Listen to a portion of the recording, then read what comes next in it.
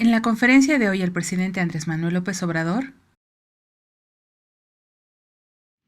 Buenos días. Bueno, pues vamos a conversar el día de hoy. Vamos a llevar a cabo esta conferencia como todos los días. El día de hoy el presidente informa que el día de mañana se realizará la conferencia desde Villahermosa, Tabasco. El día de hoy estará en Chiapas visitando un hospital del IMSS Bienestar. Se tiene muy avanzado el proyecto del presupuesto para el próximo año y se presentará conforme a la ley el 8 de septiembre. Va por buen camino la renegociación de los gasoductos y espera que la próxima semana concluyan estas negociaciones.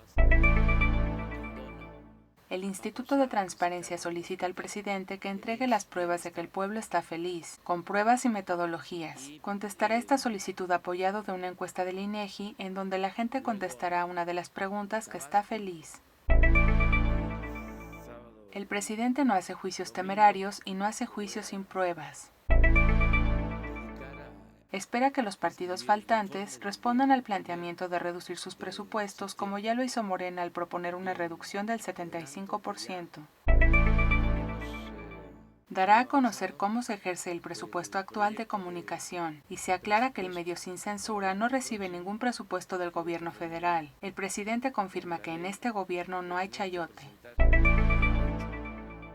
El Banco de México indica que hay factores externos que afectarán a la economía, así como internos de los que responsabiliza al gobierno. Sin embargo, llama la atención que esta dependencia autónoma no se ha ajustado al plan de austeridad y continúan con sueldos y prestaciones de la llamada burocracia dorada. Adeudos de Interjet. El gobierno respetará la ley aun cuando se trate de una resolución que pueda significar una afectación de la hacienda pública. Esto luego de que un juez concediera un amparo para el embargo promovido por la Secretaría de Hacienda y Crédito Público a la empresa Interjet de Miguel Alemán Magnani.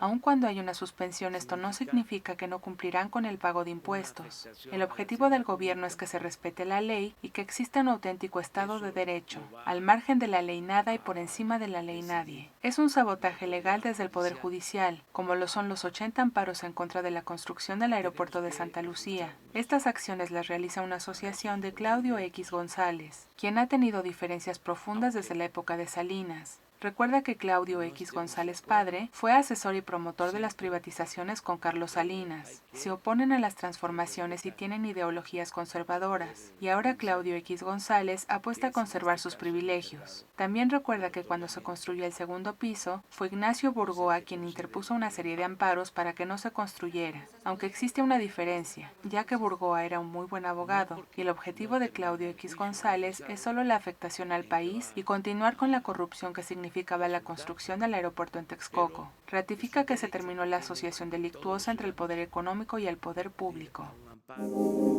Presa en Jalisco. Se trabaja en la construcción de un acuerdo por los que se consideran afectados. Es un proyecto desde la época de Fox. Desde el inicio las comunidades se opusieron a su construcción. La cortina de la presa se elevó a 80 metros, luego de que el proyecto tenía el objetivo de colocarla a 110. Por medio de un amparo esto se detuvo. También existen diferencias entre el gobierno de Guanajuato y Jalisco, ya que parte de esta agua es para el abastecimiento en León. Actualmente está detenida la construcción y se espera que se resuelvan las diferencias y se llegue a un acuerdo. Damnificados por sismos. Aún no se han concluido con las reparaciones de escuelas, centros de salud, templos y viviendas afectadas por los sismos. Se concluirá hasta finalizar con los trabajos necesarios, a pesar de que fue la administración pasada quienes no concluyeron con su responsabilidad. Doctrina del gobierno actual. Bajo el sistema federativo, los funcionarios públicos no pueden disponer de las rentas sin responsabilidad, no pueden gobernar a impulsos de una voluntad caprichosa, sino con sujeción a las leyes. No pueden improvisar fortunas ni entregarse al ocio y a la disipación, sino consagrarse asiduamente al trabajo, disponiéndose a vivir en la honrada medianía que proporciona la retribución que la ley les señala. La austeridad es liberar el presupuesto a los altos funcionarios públicos y evitar los derroches y disponer de recursos para satisfacer las necesidades de la gente. Este es el mandato, esta es la lección, esta es la teoría, esta es la doctrina que guía al actual gobierno. Marcha contra jueces.